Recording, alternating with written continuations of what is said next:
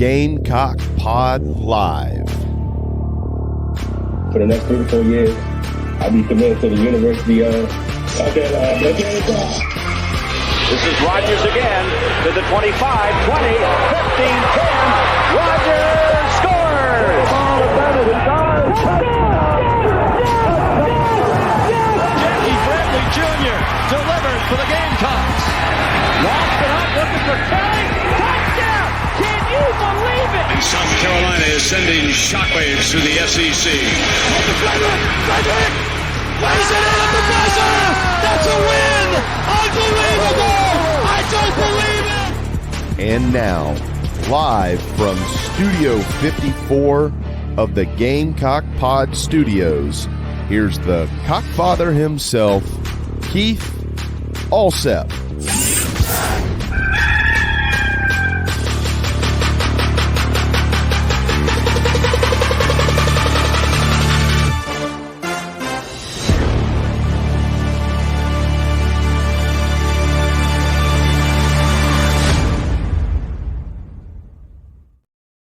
All right, everybody, welcome into Gamecock Pod Live for October the 4th, episode number 1319. We've got a great show in store for you today. I will be joined in just a few minutes with our good friend Ben Breiner from formerly Go Gamecocks in the state, now at the Big Spur.com.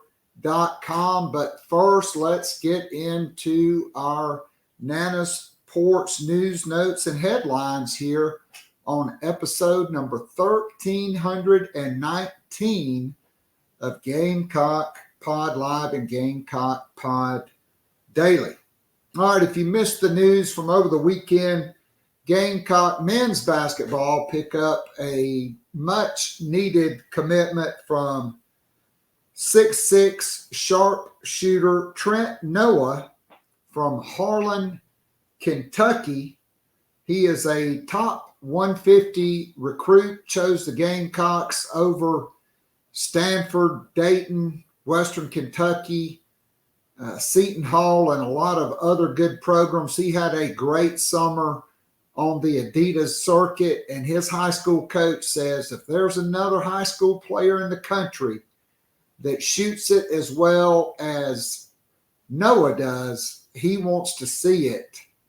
And Gamecocks need a floor spacing shooter. The one knock on Noah has been, he's probably not a plus athlete, but I say there's always a place for a catch and shoot, three-point shooter and space eater. You can work with a guy once you get them in a college strength and conditioning program to improve their speed, agility, and quickness enough to make them tougher to defend. So this is the second high school commitment for the class of 24. Noah joined 6'9" Oku Federico of Finland, who's also a national top 150 recruit. Look for Lamont Paris and staff to round out the rest of this class in the spring with the transfer portal. All right, men's baseball picks up a JUCO pitcher commitment yesterday from 6'4", 190-pound left-hander Kemper Nix at Spartanburg Methodist Junior College. Pitching coach Matt Williams watched him at their pro day. His fastball hits the upper 80s on the brink of 90. He also has command of his breaking ball and a changeup. He throws all three for strikes. Gamecocks are looking for junior college pitchers. They pick up one in Kemper Nix from Spartanburg Methodist Junior College. Former Gamecock pitcher Jordan Montgomery, he pitched 7 shutout innings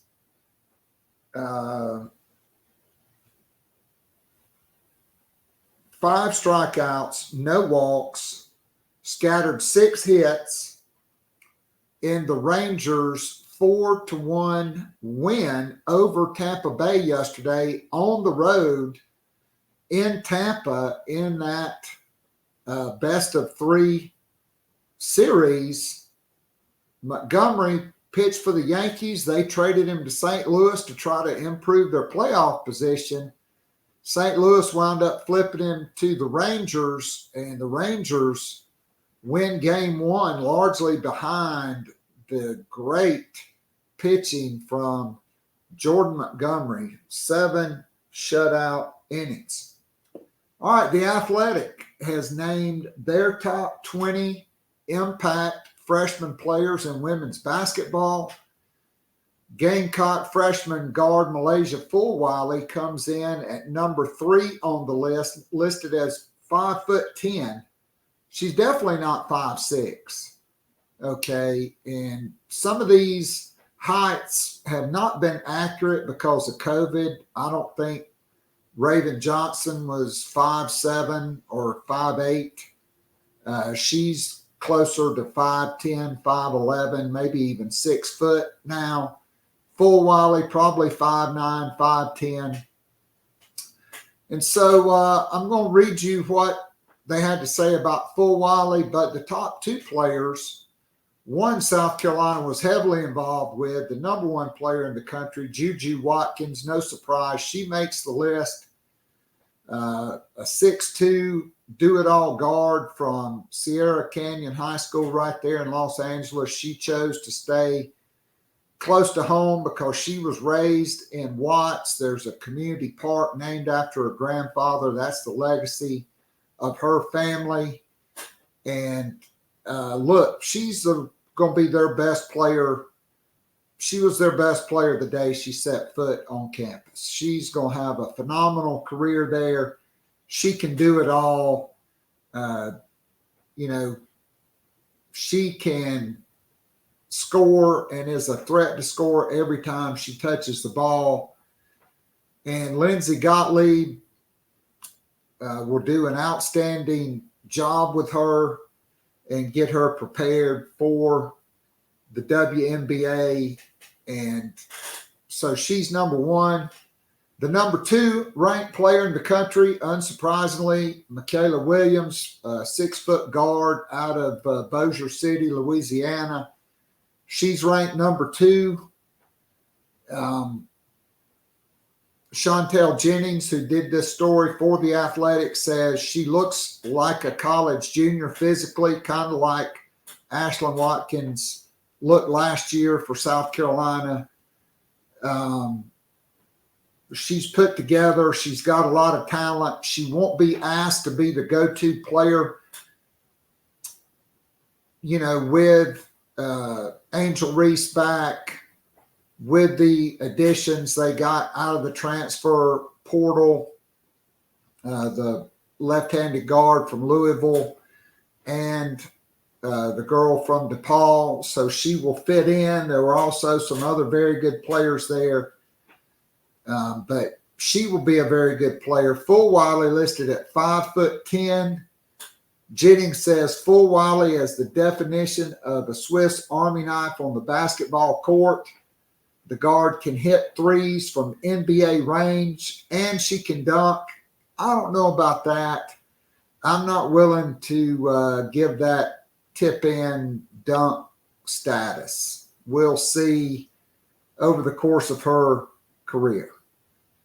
As a senior, she averaged 6 assists, 6 steals per game. She's going to be a player who, in the future, will be on triple-double watch night in and night out. And she could pick out of points, rebounds, assists, or steals. It's hard to know exactly what to expect out of her freshman season at South Carolina just because the Gamecocks are a bit of a mystery going into this season. But Dawn Staley showed last season she had no fear putting the ball into a freshman point guard's hands when she turned to Raven Johnson over fifth-year senior Kara Fletcher at time. Fulwiley's impact this season will rely on how much Gamecock coaching staff can trust her. And if they do, oh boy, she'll really be fun to watch. A couple other players worth noting from that will be on the Gamecock schedule. Cadence Samuels is number 4, a 6'2 guard who is going to UConn from Bishop McNamara there in Forestville, Maryland. Hannah Hidalgo, a point guard out of New Jersey who picked Notre Dame. Aga Makara, who is the younger sister of Anna Makara at UConn. Remember the connection here. Vanderbilt's head coach was an assistant at UConn, was critical in the recruitment. That Shay Ralph I'm talking about. She's got some other transfers like Jordan Oliver from Duke and a player from Tennessee. Then you've got going to Maryland, 6'7" center, Hawa Dubia out of Lady of Mount Carmel in the Bronx, New York. 6'7" player the Gamecocks could see. And Arkansas, Talia Scott, a 5'9" guard out of St. John's Country Day in Orange Park, Florida. And then coming in at number 20, a player the Gamecocks recruited but really were not sold on, Alea Del Rosario, 6'6", who moved around quite a bit. She's probably not going to play a lot this season. She's a very talented freshman. I don't know about her foot speed, her ability to be able to cover screen and rolls, how she'll be able to play at the collegiate level. I think she'll need a year of adjustment. So there's that. Gamecocks football recruiting. My good friend Phil Kornblut interviewed Atlanta Booker T. Washington defensive end Cameron Fountain, 6'6", 237 pounds, very highly rated. Gamecocks thought they were in great shape to get him. He took an early official visit to Southern Cal and committed. Now, that commitment appears to be tenuous at best. Kornblut says, since the surprise commitment, however, Fountain has sort of distanced himself from that commitment to the point to where it appears it won't be long before he's out of it. Quote, yeah, but it's like 50-50 right now. It's still a high chance that I decommit. It's Auburn and South Carolina. South Carolina's obviously been on him the longest with Sterling Lucas. With South Carolina, it's me and Coach Lucas. We don't always talk about football. We talk about what my life has going on. He said it's really about the way my brand is and the way it is with the whole coaching staff. Lucas scouted Fountain a couple of weeks ago, and Fountain said the two have been in regular communication. Quote, we've been talking every day. We've been talking about my playing style and what I should work on and stuff like that. Fountain was supposed to visit for the Mississippi State game, but was beat up and tired from his high school game the night before. He does plan to visit for a game as well as take an official visit. He also plans to set an official visit with Auburn. So this is a guy that is on flip watch. The Gamecocks continue to work four-star defensive back Jalewis Solomon, who surprisingly picked Auburn. Don't be surprised if South Carolina doesn't land one or both of these guys on National Signing Day.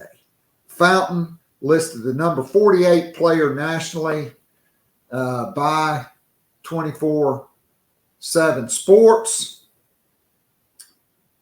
ESPN ranks him the number 82 player in the country. On 3 Sports, his industry-wide ranking is number 96 and the number 8 edge rusher in the country. This is a guy, Sterling Lucas, has been recruiting for a long time. And if the NIL is there, I think the Gamecocks will be very difficult to beat for Cameron Fountain and Jalewis Solomon, quite frankly. All right, we will be right back after this commercial message, and we will be joined by Ben Breiner. If you enjoy listening and watching the free Wednesday show, now live streaming on YouTube, and would love more Gamecock Pod daily, join our growing Gamecock family by becoming a monthly or annual subscriber. You'll be able to listen to the show every day of the week and listen to guests like J.C. Sherbert, Hale McGranahan, and John Whittle from thebigspur.com, Colin Taylor and Mike Uva from Gamecock Central, Emily Adams from the Greenville News, Ben Portnoy, Michael Lanana, and Jeremiah Holloway from GoGamecocks.com, Michael W. Bratton, the host of That SEC podcast, and many, many more. As a VIP subscriber, you can join or listen to the weekly live Zoom call with up to 100 of your favorite Gamecocks and friends. After the show is an unrecorded overtime segment where the real scoop gets dropped and discussed. It's like going down to your local pub or sports bar and having a conversation with your Gamecock friends about last week's football game, men's and women's basketball games, and Gamecock baseball. And of course, there's always recruiting to discuss. In addition to the weekly Zoom call, VIP subscribers get the most popular podcast, The Morning After, which is released every Sunday morning during football season, and more VIP perks are in the works. Follow Keith on Twitter at KAllset, or follow the show on Twitter at GamecockPod. Go to the top of the homepage and follow the link. If all else fails, go to patreon.com/GamecockPod Daily. Join now and get up to 3 months free off an annual VIP subscription. You will love it, guaranteed. Now, back to Gamecock Pod Live.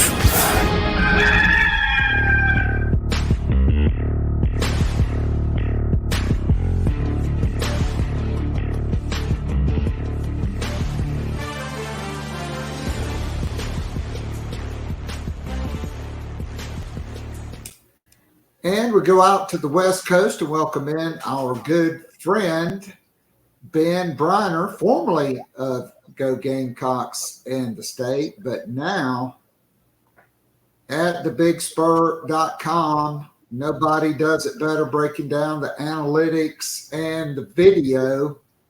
Ben, how are you and how's everything going on the West Coast? You're starting to look very Ted Kaczynski-ish out there. Yeah, it's definitely going toward Ben needs to get to the barber to get this cleaned up. But yeah, things are well. I had the experience of watching a college football Saturday on West Coast time, which is extremely disorienting. And watch that Tennessee game with its maybe 35 minutes of ups and downs before South Carolina completely lost contact. Yeah, so, I mean, you look back on the Tennessee game and you're up 10-0. You get Tennessee goes, first of all, I didn't agree with taking the ball. I don't know why they thought that was a good idea.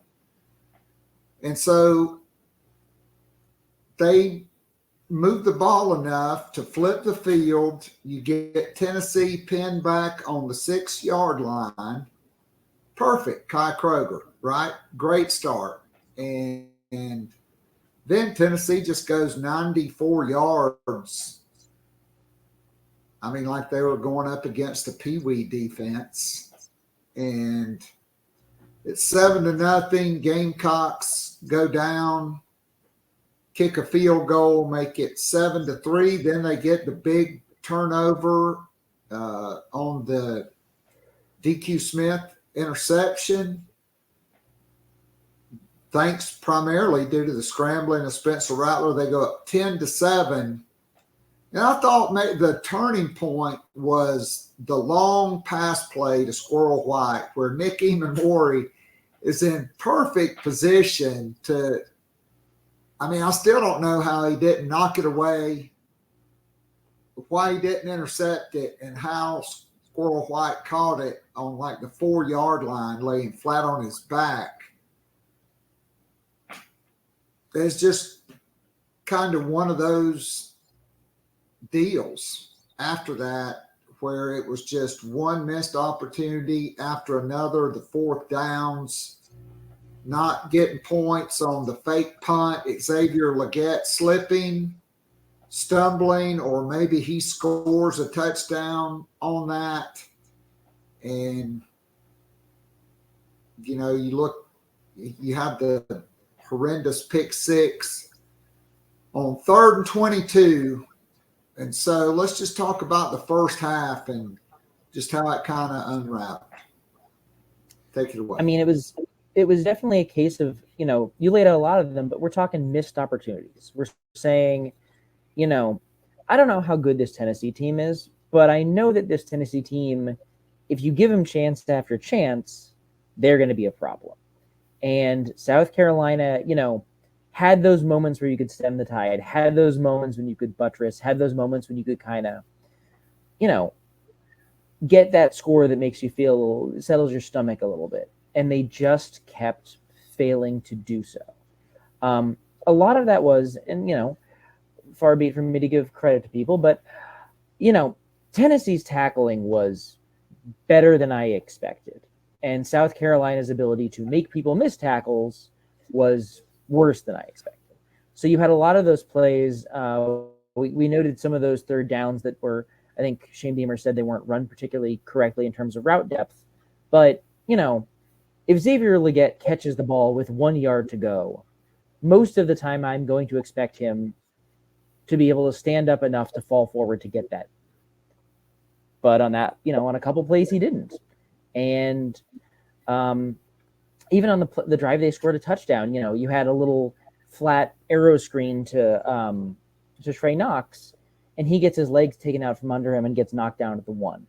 And then they false start. Like, it was just a lot of those little not being crisp enough moments and not winning enough one-on-ones.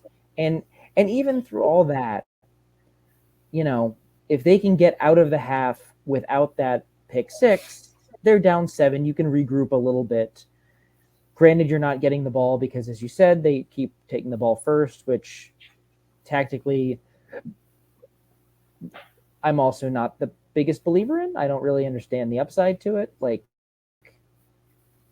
I don't know. But it definitely, kind of watching that pick six, I was struck by the fact that you needed 6 things to go wrong for that to come into play. And they all did. And on the one hand, it's weird to call plays on the idea that 6 things might go wrong. But on the other hand, like, you know, someone just has to do their job a little more right to prevent something really catastrophic. Because, like, if you're playing Tennessee on the road, you cannot do that. The one thing you cannot do is let them get 2 scores ahead with getting the ball right after.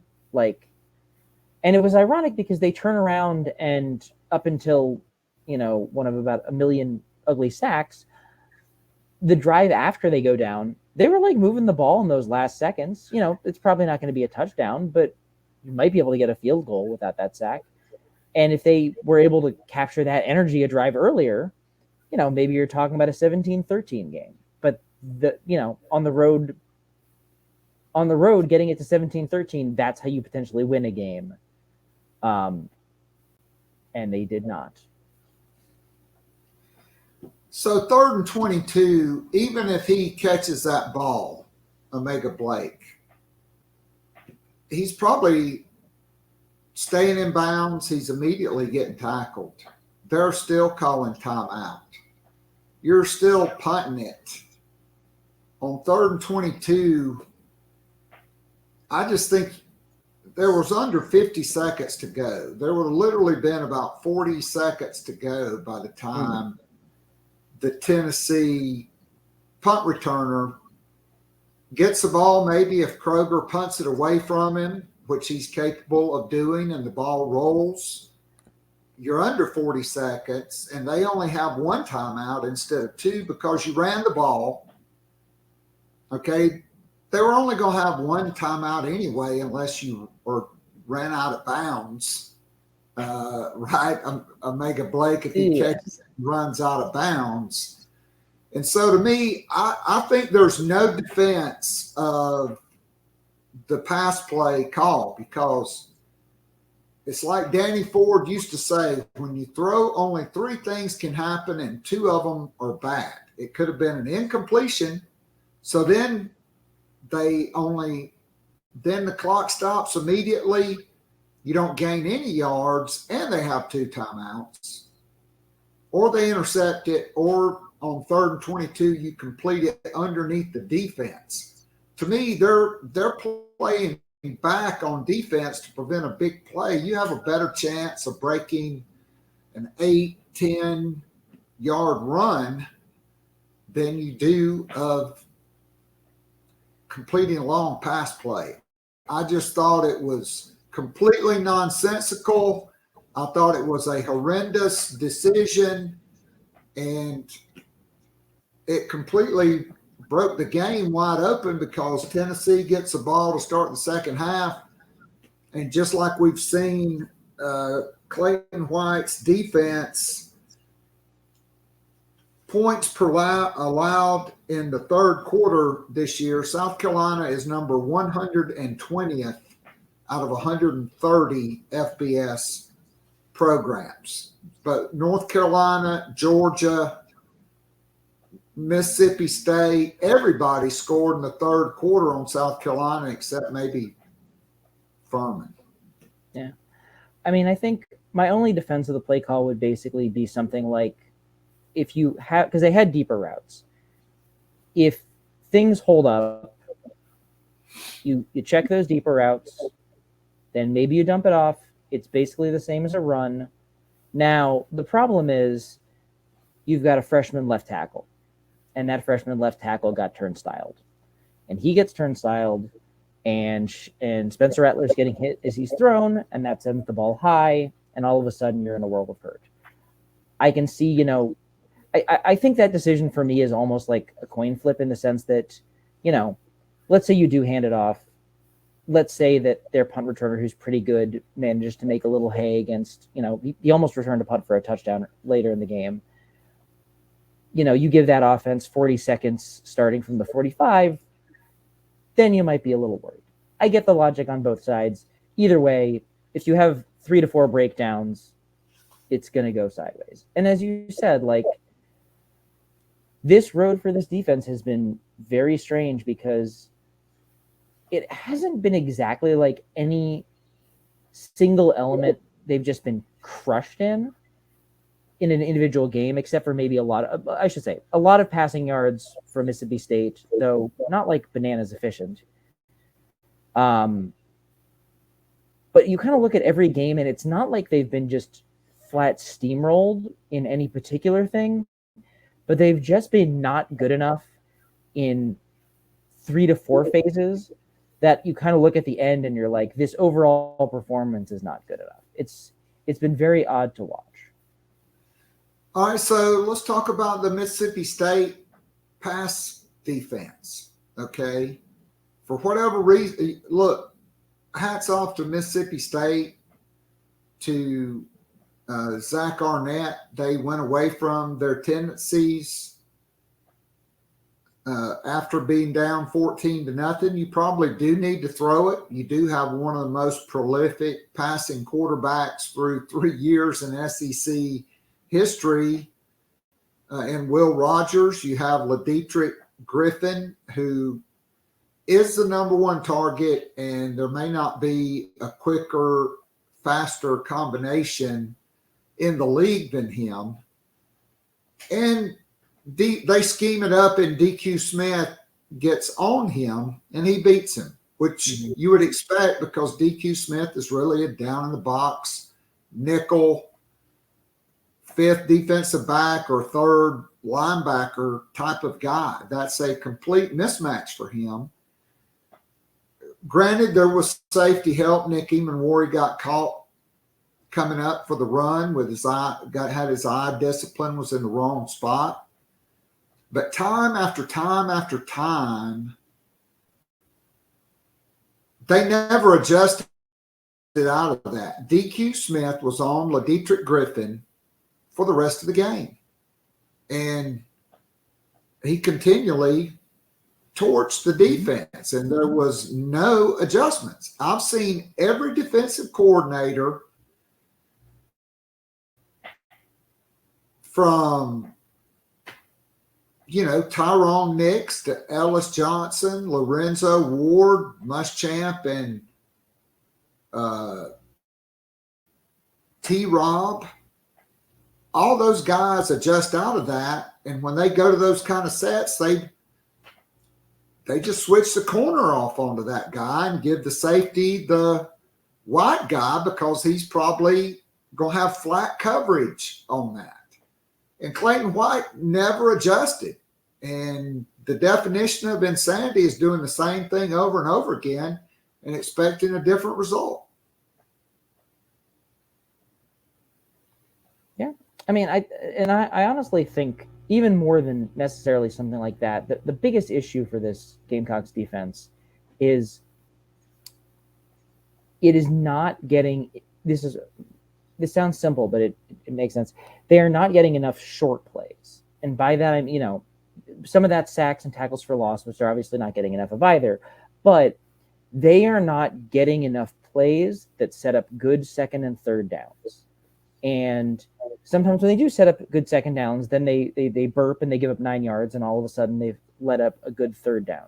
Like there's some numbers out there that basically track, how often you force third and longs and how often you avoid third and shorts. And South Carolina is outside of the top 120 in those. Like, it's just this team. Shane Beamer even had kind of a good point on it that I'm going to write about it a little bit later this week, pointing out that, the thing that really kind of irked him was 3 long drives, 9 plays, 12 plays, 9 plays, where Tennessee marched down the field. And that, I think, has been the biggest issue, is that this team is letting opponents march down the field. And it's not, and they're also not being helped by the fact that sometimes you're a bend but don't break defense, but at least you're really, really good at not breaking. And this year's team is just average at not breaking. So, you're having people march, but you're not necessarily really making them march, if that makes any sense. And that is a very, that ability to march down the field and string together plays, that is one of the best indicators of your quality. If you're forcing 3 and outs on defense and you're able to string together long drives on offense, you're going to be awesome. And South Carolina's defense at the moment is really struggling to create anything close to 3 and outs. Well, I mean, you had 1 sack, that was by Bam Martin Scott, and 0 tackles for loss. 0 negative yardage plays outside of that 1 sack for an entire game. Coming off the Mississippi State game where you had 4 sacks and 9 tackles for loss. And it wasn't like they were creating a lot of pressure beforehand. And here's the thing.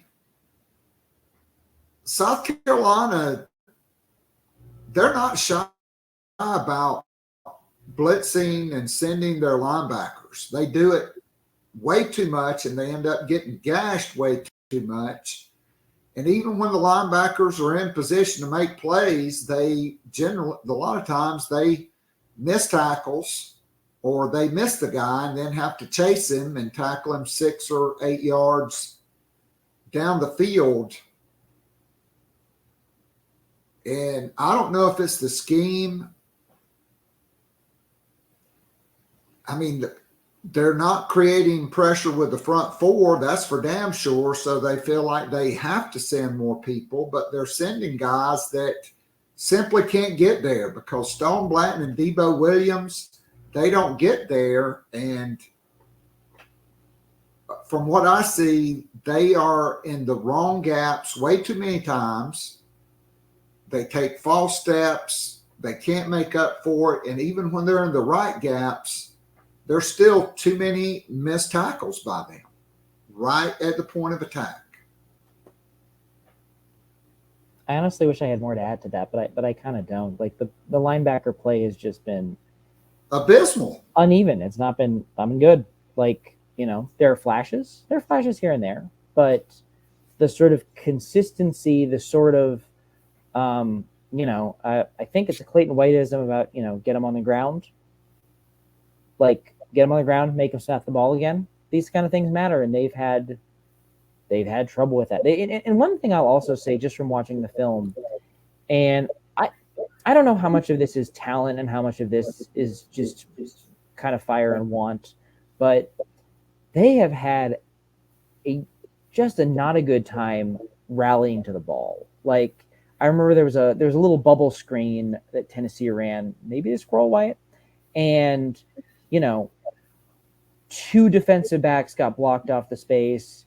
1 linebacker was late getting out there, and, you know, it ain't much of a route. It's a pretty small route and a couple of blocks, and it was like 12 yards. And that, I think, has been happening far too often. Just the defense has struggled to close down space. And, you know, against a team like Tennessee, that's a killer because all Tennessee does is find space with athletic kids. And, you know, if you can't close down that different, and you know, don't stone a guy on a tackle, that's 7 extra yards right there. And that's a lot of yards, man. Yeah, I mean, 2nd and 3 is a big difference from 2nd and 7. If you get off the block and make a play on a 3-yard route or a screen at the line of scrimmage, and you hit the guy for 1 or 2 yards, 2nd and 8, 2nd and 9 versus 2nd and 3, that's a huge difference. And, you know, South Carolina statistically, nationally, on 3rd down defense is 103rd. They've allowed more first downs than any other defense in the Southeastern Conference, and 117th nationally. You know, third down has not been good for them because the offenses are in 3rd and short, and even when they are in 3rd and long, I mean, I'd really like to see the statistic on the percentage of 3rd down conversions on 3rd down and more than 7, because I bet it's pretty high. Maybe outside the Mississippi State game or the Furman game. There have been a lot of conversions on 3rd down and more than 7.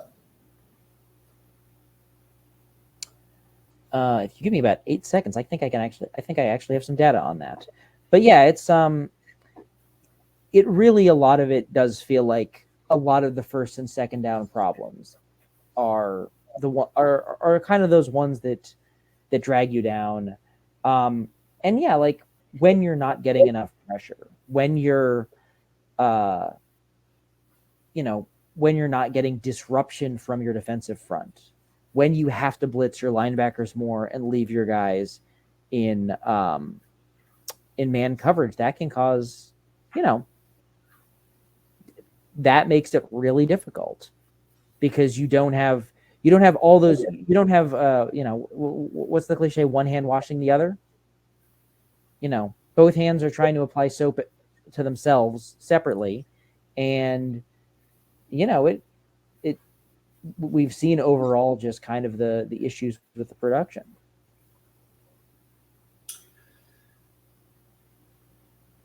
So is it do you think it's more personnel than scheme, a combination of the two? I kind of think it is a combination of the two, but we're in year 3, and you have this thing called the transfer portal that Clayton White is very weird about.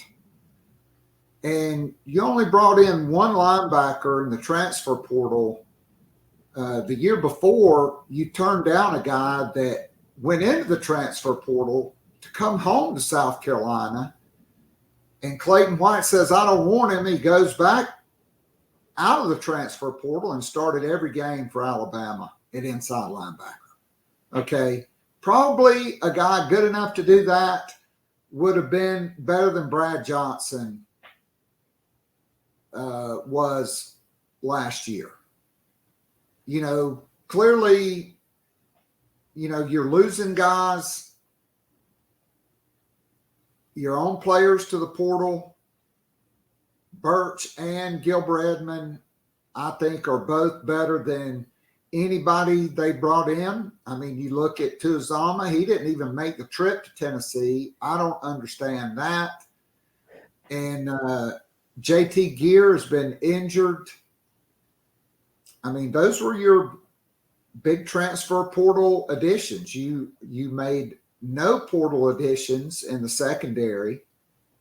And the one guy you did take at linebacker, Jaron Willis, was a young player who, as poor as the linebacker play is, he's not even on the dress list for road games.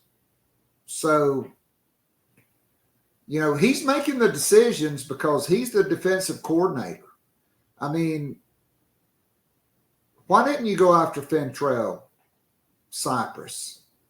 Why is he at Florida State instead of South Carolina? You know, clearly you needed another corner because losing Anthony Rose, that was not a good situation. He would have probably been a starter, and you're depending on true freshmen as backups. And we hadn't seen Bakari Swain outside of Furman. We did see Judge Collier, who was in for spring ball against Mississippi State, and I thought he acquitted himself pretty well, but he only played 3 snaps against Tennessee. And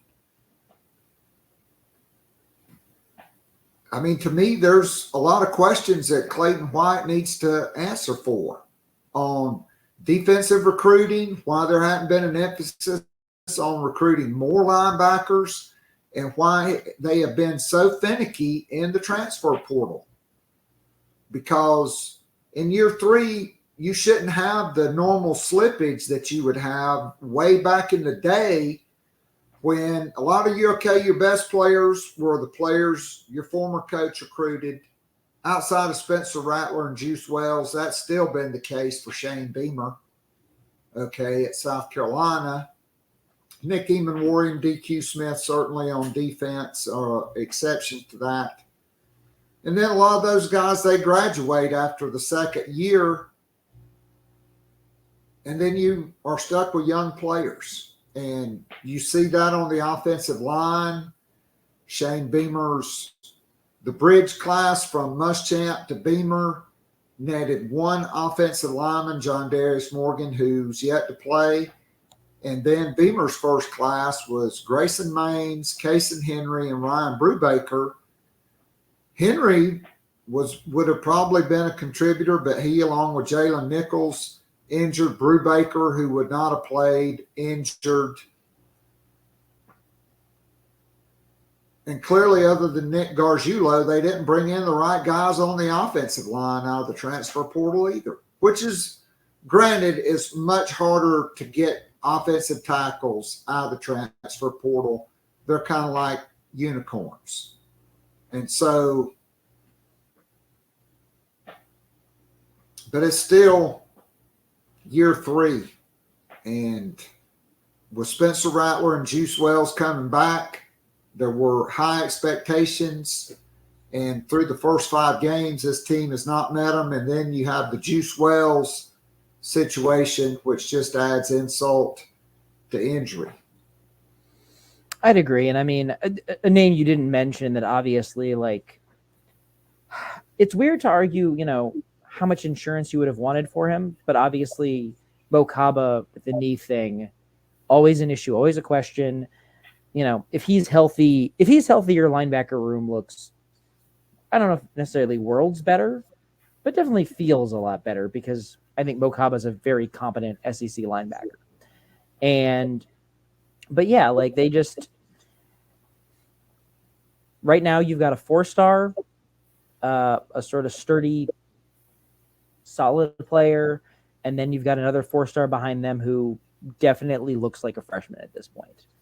And it's tough because there's just, I think to a degree, the older I've gotten, the more I've realized that like depth on any football team is almost never really there. Like the moments you get depth, those are special. But even then, like, one of the 2 starters right now still probably would have been a top line guy, even if Mo Kaba was here. So that's definitely an issue. And on the one hand, I get that recruiting is hard, but it's not necessarily like, it's not like this team lost contributors in the back 7 to the portal. It's not necessarily, unless I'm forgetting someone, it's not like a linebacker who left or a defensive back who left and you're saying, oh, they would have helped today. Defensive end, absolutely. They lost 2 starters. Those guys would be starters. But yeah, I definitely think that's a thing. And I think it's weird to say. I also think a lot of these guys are capable of playing some degree of better than they have to this point. And I think some of that is a matter of them doing it. Like, if you remember last year with, the offensive fireworks at the end of the season, a lot of that was because some of those receivers who'd been playing up and down played up, played to their ability and balled out. And I think there's more to be had from some of these defensive players in terms of that. Will they get there? I can't say. This is college football. Everything is weird. But I think that's where it starts. Now, in terms of, I think you mentioned Drew Tuizama, and Shane Beamer was asked on Sunday about it. And he basically had a very flat, he wasn't in the travel plans. And I don't know exactly what that means, but I would assume sometimes people are 21 and have 21-year-old attitudes, and these things happen. And, they can get better at that. I don't know this. I'm just saying a lot of the time back when I was fully on the beat, if something seemed to miss, you would talk to someone and it would be like they got to lock in seriously. So, I think the bye comes at the right time for this team because I still think there's a fair amount of ability that can be unlocked with the right button pushing, the right kick in the backsiding. And I just think it's a matter of that actually happening. I do also think 2 things. One, I do think some of the statistical stuff, maybe not where they're like all the way at the bottom, but I think some of the statistical stuff will flatten out a little bit just because South Carolina's played 4 good teams and most of them quite good. And a lot of other teams have played, no offense to Kentucky, but they've played like, a lot of Ball State and Eastern Kentucky type teams. And shoot, South Carolina's FCS team was even a good offensive FCS team. But so I think if they have some of those stats that are maybe closer to the 90s, those are going to start shifting up just because it normalizes a little bit. Also, that being said, South Carolina's schedule is brutal every year. And this year, just because UNC is good, is extra brutal. So that's part of life. And the last thing, actually, South Carolina on 3rd and long actually pretty average in how many times they give up a first down. Now, you'd like them to be better than average, but they're getting stops on about, looks like 75% of the time. So, but the problem is they don't have enough of those to really help the overall numbers. So offensively, on the run game, South Carolina 14th in the SEC, averaging just 87 yards per game and a paltry 2.7 yards per rush attempt. Obviously, the Dakarian Joyner experiment has not gone like they had hoped, but at the same time, I think a lot of it's due to the fact that you don't have Jalen Nichols, who would have been your left tackle. You don't have Casey Henry, and for whatever reason, the nutrition and strength and conditioning staff just sat there and watched Tyshawn Wanamaker wither away down to 255 pounds because him and his girlfriend decided they liked how he looked at that weight. And certainly Sidney Fugar and Jackson Hughes have not been the answer at offensive tackle. I don't think Casey Henry's coming back. Certainly Jalen Nichols is not coming back this season. And so do you think about putting Ja'Kai Moore back at left guard and moving Nick Gargiulo out to right tackle and just living with Tree Babalade at left tackle? Or do you just go with two true freshmen and keep Gargiulo inside and just keep a revolving door at right tackle? Honestly, in terms of the tackle situation, and this is a situation that I'm sure he's going to satisfy zero people, I honestly might just stick with Wanamaker in the sense that, like, it always seems like Tyshawn Wanamaker is sort of this tackle of last resort. You try a bunch of guys who have maybe a higher ceiling, and then you sort of settle with him as like a passable floor. Now, that floor hasn't been good, but it's been better than a lot of the other stuff. I might try Ja'Kai Moore at tackle again. Not a great to see your face. Not a great answer. But there aren't a lot of good answers because Nick Gargiulo is a center and a guard, and he had a rough day against Tennessee, and I don't know if he's any better out at tackle. So my answer might be Tyshawn Wanamaker, not because I think Tyshawn Wanamaker is a solution, but only because I think he is the least bit of a problem at that position. And it's tough because, like, as you kind of said, he's lost a lot of weight. And if it is for that reason that you said, that's very weird. And like, he's never been great, but he's at least been able to plug the hole passably in a couple of seasons. And even if he's worse, he might have to do that again.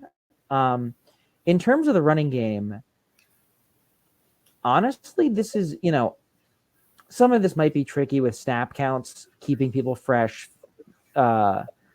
physically and tipping plays. But to be perfectly honest at this point, if I am the coach, I am making sure I'm funneling as many carries as I can to Mario Anderson because he seems like the best back. And if I have Dakarian Joyner in there, I'm throwing a lot more and trusting that he can pass block and receive to whatever level I need him to. And I'm designing some gadget plays for Juju and not a ton else. And I'm throwing the ball a lot more. Like, that's just where it is. And you'd like to be something different, but at the moment, like it's just been rough for those top two running backs to start the season. I mean, the top two guys in your depth chart right now are averaging 2.2 yards a carry. That's just the offensive line isn't helping, but even with a bad offensive line, that number should be a little less awful. And right now it's not. And I don't know. And it's interesting because on the one hand, Spencer Rattler is helping the run game with his scrambles, but his sacks are also hurting it statistically. So, and if you were Will Muschamp, and hell, probably if you're Shane Beamer, those don't count for your run game anyway, but probably some of the screens do, and they've at least made hay on those. But yeah, like in terms of your traditional handed off run game, I'm funneling everything I got through Mario Anderson, and I'm throwing more. And I'm letting DeCarrion Joyner help with the throw games. There aren't that many chess moves left. It's a part of that feels a little like 2019 when the offensive line was super young and kind of a mess pass blocking. And they basically just said, there's one run concept we run pretty well, so we're just going to run the ever-loving hell out of it. And it didn't produce a great outcome, but it produced some passable stuff and some useful games. And, unless they've got something real deep in the back pocket, they might just have to go ahead and run what they got. So what are your thoughts about, one, I think you've got to get DJ Braswell ready for some kind of role in the run game, because to me, he's clearly the most explosive back, even though I was impressed with Mario Anderson on that long run. That was nice. And I kind of like Juju McDowell as a replacement, kind of rolling in with Amarian Brown in the slot, because I think he can do damage in the screen game, and I'd like to see what he could do in the vertical passing game as well. But I think he's probably quicker than he is fast, and I think he could help you out in space in the screen game if you can get perimeter blocking, which has not really been all that good to start the season as well. I think I would agree with that. I haven't talked to anyone in the building about how DJ Braswell has kind of looked in practice, how he's kind of adapted. Based on his playing time, I would assume that he has struggled with some of the transition to high school or to college, but I don't know. I mean, if he's popping enough and he's looking good enough in practice, at the very least, you want to get him mentally ready to potentially go in. And yeah, with Juju, like at this point with this offensive line, yeah, you've just got to figure out gadget plays for him, swing plays, even if it's one of those situations where they line up with two running backs and it's inside zone with one running back and he's running that little swing screen on the RPO. That might be what you have to do, just in terms of like, I mean, he just maybe he could be a decent inside zone running back with a good offensive line, but he's not blessed with that right now, and he's not busting through tackles, and tacklers are getting on him way too fast on the few carries he's getting, and that kind of is what it is. Like, that's one where you're going to have to find different uses from. I don't know how much special teams. I think he's somewhat of a special teams guy, but maybe you turn up that role and see if that frees up anyone else. Because in general, like, I think he's a nice asset to have, but he isn't going to. It's becoming clearer and clearer that like the chance of him stepping into that kind of role as a key tailback is just less and less at this point. I agree. So, the hope is for Juice Wells to come back. He may still be, it may be after Florida before you get him back. And so, I think Omega Blake has been serviceable, but to me, they've got to really develop the young receivers. Nicholas Harbor, outside of Furman, I don't think he's had any receptions. Tyshawn Russell has had a few. The one guy you heard about all summer and into fall camp was Elijah Caldwell. And clearly there has to be some kind of injury or something that Shane Beamer is not mentioning on him. And so, because teams are going to start game planning to take away Xavier Legette like Tennessee did. And without a guy like Juice Wells, who was waiting last year for the second guy to show up, and for there to not be, 120 plays and 18 personnel groupings so they could throw the ball vertically instead of horizontal to the line of scrimmage. I mean, what can Dowell Loggins do? I mean, I'd like to see more Joshua Simon along with Trey Knox. I don't agree with Jordan Rogers often, but I do think you have to use more 7 and 8-man protections, and at times even a 9-man protection, and just take a shot on one side of the field. And I don't think we've really seen that. And I know you've broken down all the film. I mean, what was the success rate for South Carolina when they were in empty 5 wide against Tennessee? To me, it was awful, and I couldn't understand why they kept going back to it. I didn't track necessarily that specific stat, but I don't think it was very good, especially because a lot of empty is going to be bubble stuff anyway, going to be get the ball out quick. And South Carolina was just kind of miserable in the get the ball out quick game in that game.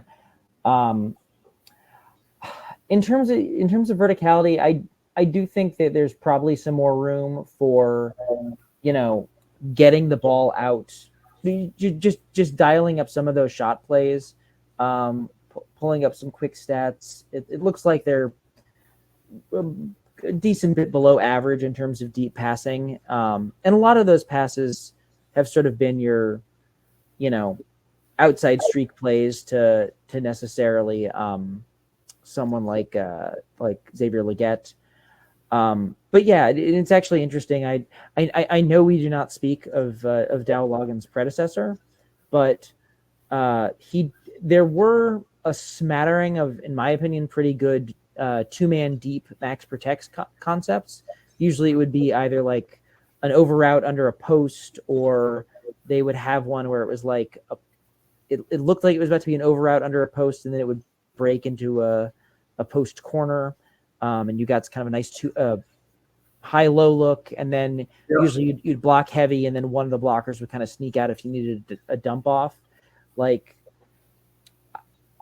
Without all 22, I can't tell a ton about the kind of vertical stuff they do, how much forwards they're running, how much they're actually getting out of it.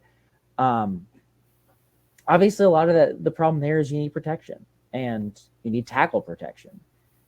And a lot of this team's best deep game stuff comes when Spencer Rattler can break the pocket cleanly and then get out and make something happen. And one topic that kind of came up against Tennessee was a smattering of struggles in terms of breaking the pocket cleanly. He had a couple of spaces where it looked like there was one where there was like a nice crack for him to run through, and both guys just got off their block and jumped him. There was another where someone threw an offensive lineman into his path, and he just ran into his back and then kind of climbed up it. It was odd looking. But yeah, a lot of that is sort of contributing there as well. But in terms of receivers, I think honestly, I think Russell's coming along, so I think that could be interesting. I think you're going to need more Omega Blake coming along. I think you're going to need more Marion Brown being healthy. And I don't know what exactly off the field or in practice is keeping Eddie Lewis from getting snaps, but he's got to fix that because, I mean, he's pretty decent. I don't know if he's great, but I think if Brown and Wells are out, he's probably your second highest floor receiver. And you just gotta get him out there. I don't know. I mean, one rep against Tennessee. I didn't understand that. Obviously, we're not at practice. I mean, so go back to the Clemson game. You had the design rollout with the high-low with Juice Wells on the post corner, and you had the out route on the radio replay. Tommy Suggs, the low guy, was wide, freaking open. He thought it was going to throw it to him. Rattler went over the top to Wells. Rattler is extremely accurate outside the pocket. I know Dow Loggins has to have a lot more common sense and understand offense better than the other guy. With the state of this offensive line, to me, I think you would have to go to more RPO or design bootlegs, rollouts where you do have a high-low and maybe a dump off or a backside guy to where it's a three-man route on a naked or a bootleg or a design rollout where you move the pocket to give Rattler more of a clean look, because historically he's been extremely accurate when he's outside the pocket. And we just don't really see very many of those being called. Yeah, it definitely feels like moving the pocket to one degree or another has kind of, I think in the spread era, and especially with all the screen game stuff, I feel like some of that stuff has kind of gone a little out of style. But I also think it's not the worst to get Rattler in that kind of stuff, especially, a lot of, at least some people theorize that a lot of what they do is half field reads anyway. So if you roll extra half field, fine. So I'll be interested to see if they maybe work some of that in just to relieve the pressure. Now, the downside is that, if you're a right-handed quarterback, you're going to be rolling right a lot, and that's going to mean DeCarrion Joyner and Tyshawn Wanamaker and maybe one of those tight ends are the tip of the spear in blocking right in that key space. And I could potentially see a coaching staff saying that might be a little dicey of a proposition. But, still, my assumption is most coaching staffs, especially with the ups and downs thus far, go into the bye week with a lot on the table. I mean, there's no doubt. South Carolina, has played 3 top 25 opponents. Unfortunately, they are 0-3 in those games. You were a 3-point game with the ball in the fourth quarter in Athens. You couldn't get anything going against North Carolina in the third quarter after the Amari Brown drop. We hadn't seen Keenan Nelson since that game, I don't think. Not good. Nope. So I do think there have been some bright spots like TJ Sanders, obviously, Jalen Kilgore. Babalade, prior to Tennessee, had been really good on pass blocking. And Trevon Ball has flashed at times. Both of those guys have high ceilings. I think you just have to roll with them coach them up. I don't know what Nick Harbor's role is, but to me, if you run that guy on go routes at least 5 or 6 times per game, he ought to be running past somebody. And if not, there ought to be a lot of space underneath the area that he vacated. And you do have Florida coming to Williams-Brice Stadium with an extra week to prepare, and Sunbelt Billy 1-7 away from the swamp.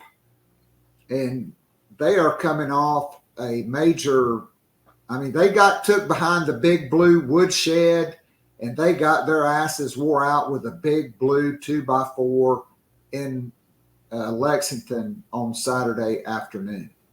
And so that, Kentucky just lined up and ran the ball right down their throats, and they had no answer for that.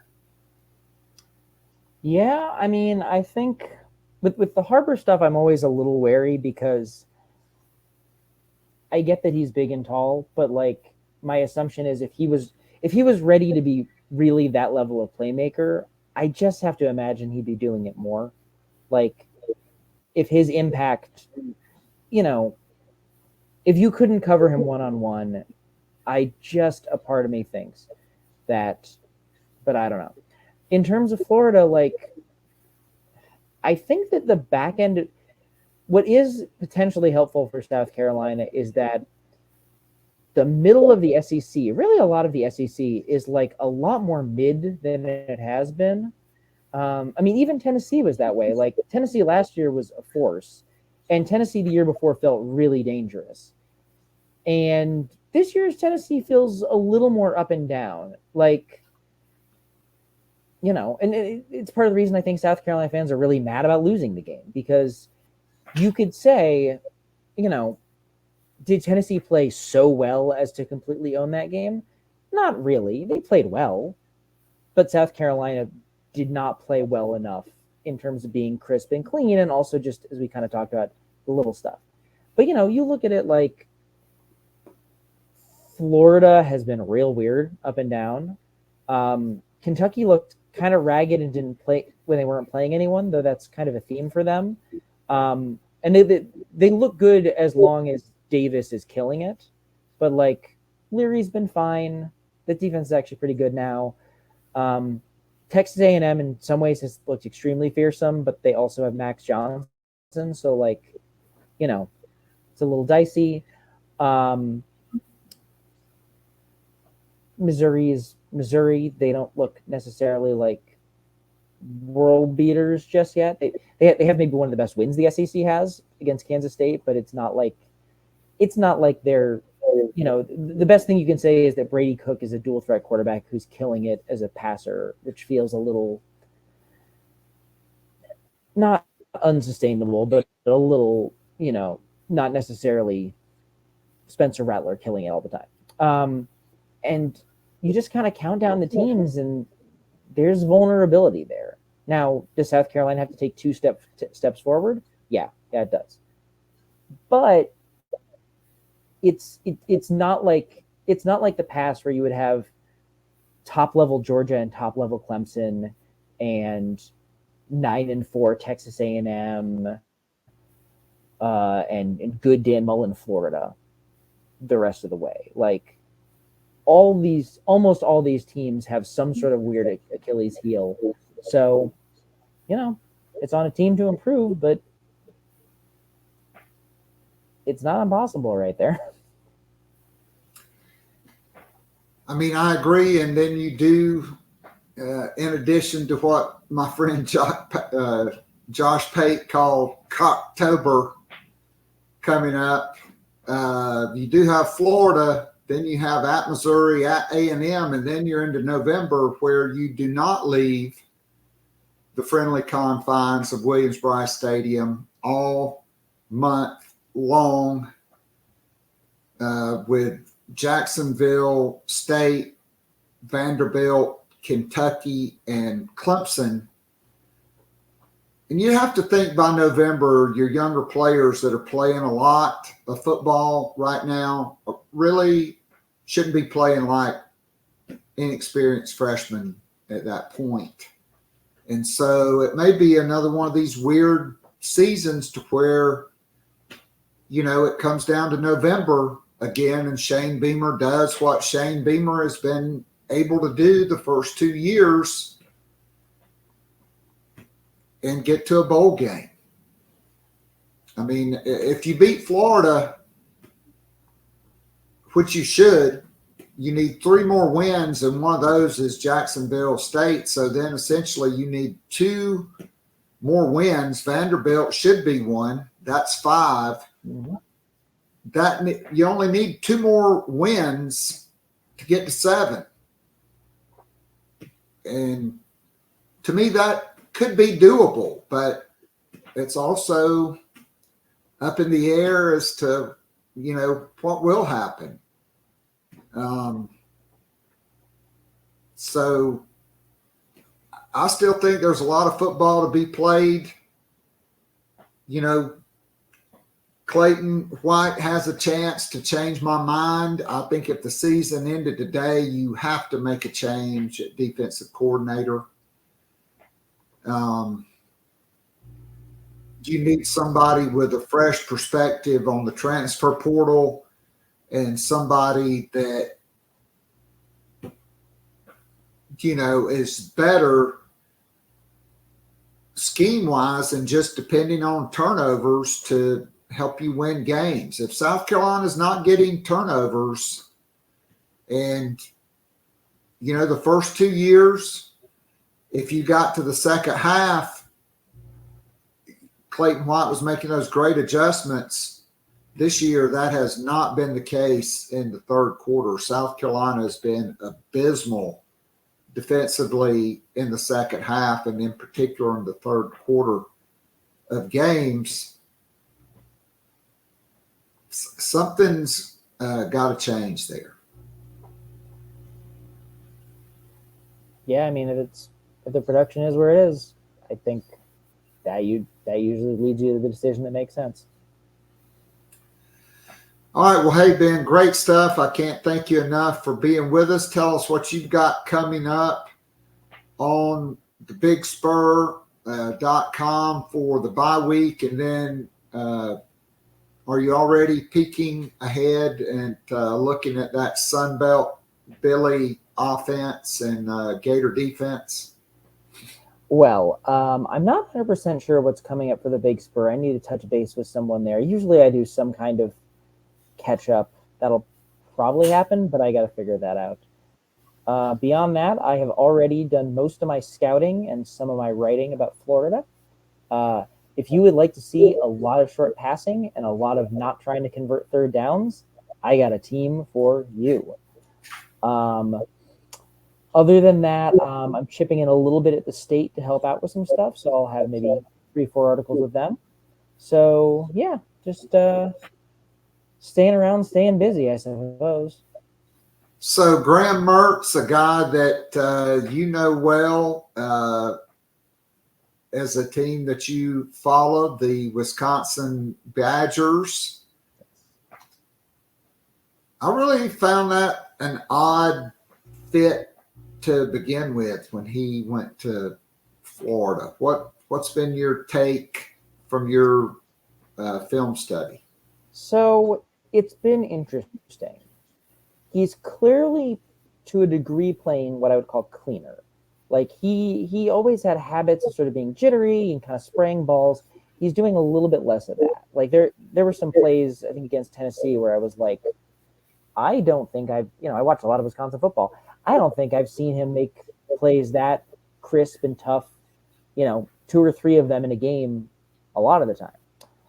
That being said, Billy Napier has done a very interesting choice, which is he has really reduced what that offense is asking him to do.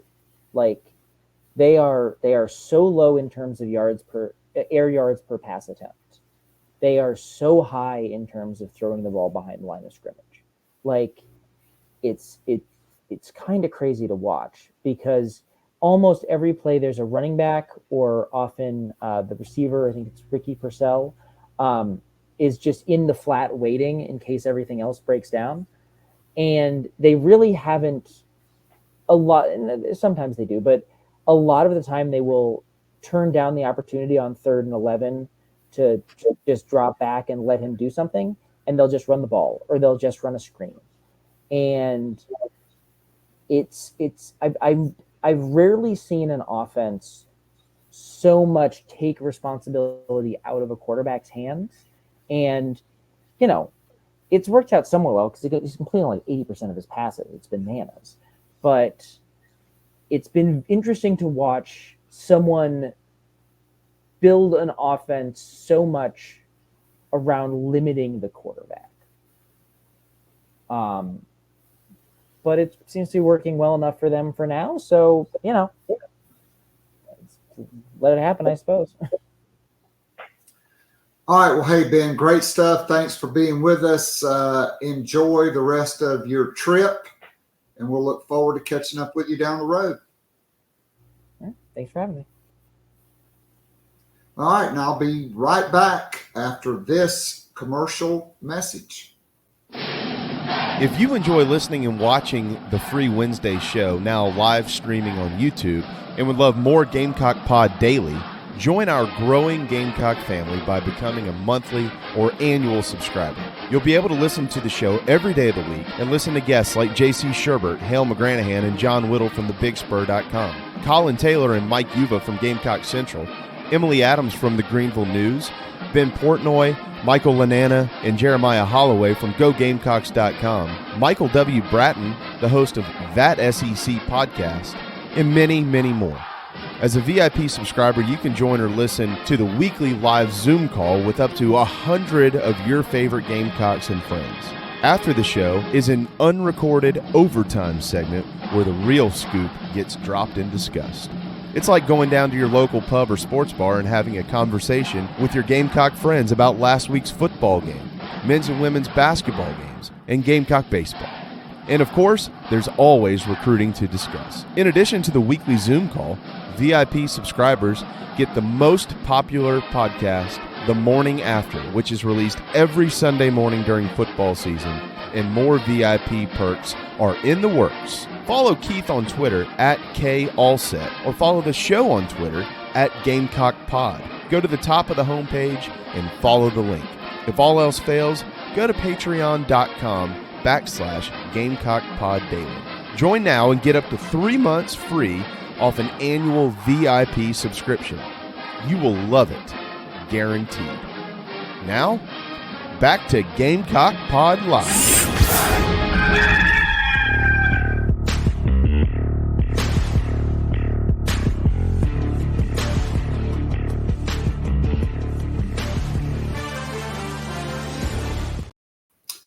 All right, great stuff there from our good friend Ben Breiner, breaking down the Gamecocks. So some notes, some more Nana's Porch news notes and headlines to end the show, brought to you by Nana's Porch, an award-winning full-service catering company servicing the greater Charlotte, North Carolina area. Whatever your catering needs may be, whether it is a banquet, a wedding, a corporate event, a big backyard bash with the whole hog barbecue to welcome in some cooler weather, which should be coming very, very soon and coming next week here to Central Texas. Nana's Porch has got you covered. You need a food trailer, Nana's Porch should be your go-to there. Voted among the top 3 according to the local newspaper poll there in Charlotte, and their award-winning pimento cheese finished both number 1 and number 2 in the meat and cheese category by the North Carolina Specialty Foods Association, with my personal favorite, smoky jalapeno, coming in at number 1, and the great regular flavor also, which my wife and daughter enjoy more, coming in at number 2. So here we go. So the NCAA is shrinking the transfer portal for all sports from 60 days to 45 days. You will get for football, a 30-day period. They're still meeting and deciding, but it will be 30 days after the end of the regular season. So that should start sometime in early to mid-December and run through January, and then a 15-day period from April 15th to April 30th, and that will be it. I think all coaches are in favor of that. And so we'll see what the final outcome is after the meeting concludes and they wrap a bow and dot all the I's and cross all the T's there. Congratulations to Gamecock running back target Daniel Hill from Meridian, Mississippi, being named to the Alabama-Mississippi All-Star game. Still think the Gamecocks are in good shape there along with Alabama. Think Tennessee is third. It's just going to be a battle of wills between his dad and the rest of his family there. Spencer Rattler named today, according to our good friend Chandler Mack, one of 25 candidates for the Johnny Unitas Golden Arm Award. Rattler, number 1 in the SEC in completion percentage, number 13 nationally, and number 20 nationally in passing yards per game. And certainly that he'll have a lot better shot in this back half of the season. Really held down against Tennessee, but I don't expect that to be the case for all the rest of the season. And at halftime of the November 4th home game against the Jacksonville State Gamecocks and Rich Rod, little Gamecock on Gamecock crime, November the 4th at halftime, the head ball coach, Steve Spurrier, will be honored along with his teams from 2010 to 2013, the greatest 4-year stretch in school history, where the Gamecocks won 42 games in 4 years.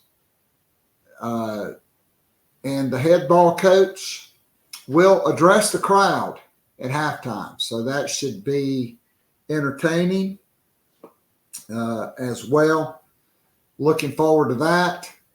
This Florida game is really huge. I mean, you hate for game 6 to be really big, but with road games against Missouri and Texas A&M coming up in October, before you finish out the year with 4 straight home games, all of which, by the way, are winnable, including Kentucky and Clemson to end the year, Gamecocks need to make some noise. I would expect a potential shift on the offensive line. We'll see if that develops, but Clayton White and the defense have got to get better. And so those are your Nana's Porch news, notes, and headlines. Check them out at nanasporch.com. This is a Gamecock-owned and operated business. Get in touch with my good friend Chris Payne, who chimed in the Nana's Porch chat box earlier.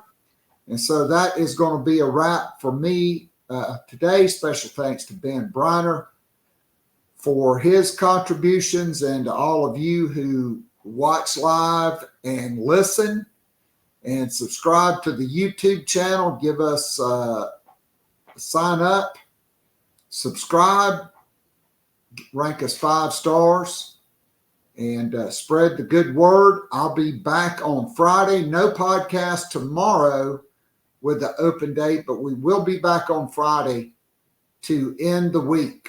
So this is Keith Allsep signing off and saying, go Gamecocks.